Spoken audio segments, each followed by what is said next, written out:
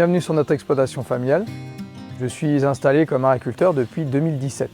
Donc je suis la 5e génération d'agriculteurs sur la ferme familiale. Je me suis installé avec mon papa en GAEC en 2017. Là, tout récemment, c'est ma maman qui s'est installée avec moi depuis le début d'année. On est sur une exploitation laitière ici. Il y a à peu près 112 hectares, 90 vaches laitières à la traite. L'essentiel de la surface est utilisé pour l'alimentation de nos animaux.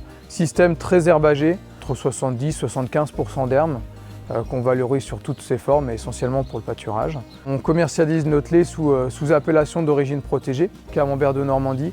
Tous les matins, je sais que je trais mes vaches pour le fameux Camembert de Normandie. J'ai un salarié à temps plein ici, Maxime, et puis j'ai aussi un salarié embauché dans le cadre d'un groupement d'employeurs. Et puis de temps en temps, on prend aussi des agents de remplacement pour des besoins de congé. Jérôme, voilà, qui est là depuis une quinzaine de jours et qui assure les traites matin et soir. On a des vaches qui produisent ici 20 et 22 kg de lait et on va venir complémenter avec de la betterave fourragère qu'on cultive aussi sur l'exploitation. Là par exemple ce matin j'ai distribué 2 boules d'enrubanage à mes vaches. Il y avait un petit peu de colza aussi de distribuer, il y a eu du maïs grain qui a été distribué pour la partie énergétique. Voilà, et le reste elles vont le trouver dans l'après-midi et dans la nuit dans les pâtures. On a fait le choix d'investir dans une salle de traite d'occasion sur la partie stall.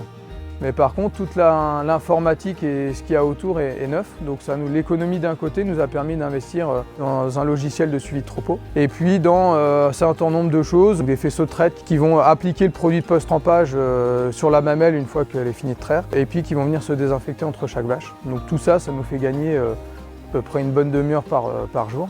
Au quotidien, on essaye d'être le plus réactif possible vis-à-vis de nos animaux. Assez rapidement, on s'est formé, moi et mon salarié, à tout ce qui est gestion des boiteries en élevage. Donc on s'est équipé d'une cage et on intervient rapidement pour limiter la souffrance des animaux et de façon indirecte d'éviter les baisses de production. Et l'idée, voilà, il est là. Il est d'essayer d'avoir des vaches qui vieillissent bien. L'objectif est de, quand une vache vèle, de lui faire faire un veau le plus vite possible. Donc il faut des vaches qui démarrent bien dans la lactation, donc pour ça j'hésite pas, des vaches un petit peu faiblardes, je les complémente. Ce matin j'ai administré par exemple du propylène à une vache, elle avait besoin d'être soutenue au niveau de ses besoins énergétiques. Quand je me suis installé, je suis rentré en fait dans un GI2E qui est porté par l'Union des producteurs de lait AOP de chez Gillot. J'ai souhaité donc être un peu plus performant sur la partie production fourragère. L'idée était de travailler sur la gestion de l'herbe, et plutôt sur la gestion de l'herbe en période estivale, là où avec les canicules, les coups de chaud qu'on a, le manque d'eau, etc., on peine à avoir du fourrage. On a mené des expérimentations, des travaux, on se réunit entre groupes d'agriculteurs pour échanger sur les thématiques, savoir comment font les uns et les autres, avec des exploitations un petit peu différentes en termes de typologie, de qualité de sol, etc., etc. Donc ça permet de progresser et d'éviter aussi les échecs. On a la chance d'avoir un tissu d'agriculteurs assez dense. On est une petite dizaine d'exploitations là sur la commune. Et puis derrière, c'est des notions d'entraide.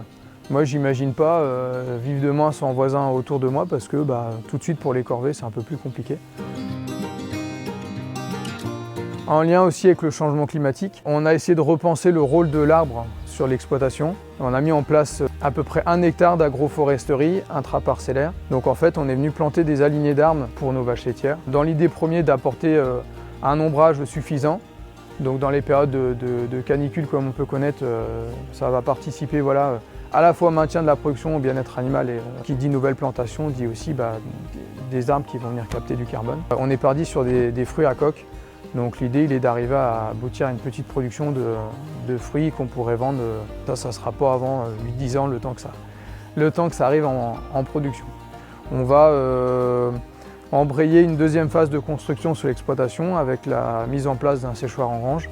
Dans cette logique-là aussi, la haie demain va venir approvisionner en bois mon séchoir, il va venir alimenter une chaudière en complément de l'énergie solaire, puisqu'on va venir ici produire 250 kVA d'électricité photovoltaïque, en partie autoconsommée et puis en partie revendue dans le réseau.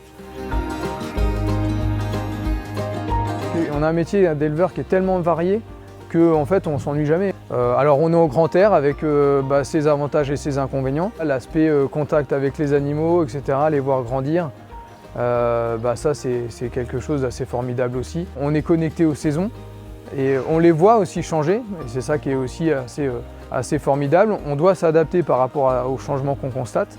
Agriculteur, c'est un chef d'entreprise, on est son propre patron, on fait ce qu'on veut. J'estime qu'on a aujourd'hui le plus beau métier du monde en tant qu'agriculteur.